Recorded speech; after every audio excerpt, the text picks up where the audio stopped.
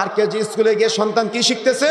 আতা গাছে তোতা পাখি, ডালিম গাছে মৌ, এত ডাকি তবু কথা কও না কেন বউ।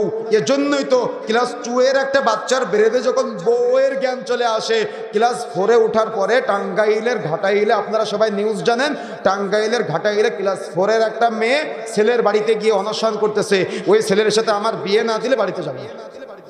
আছে কিনা? কথা বলতে হবে, আছে কিনা? কেন?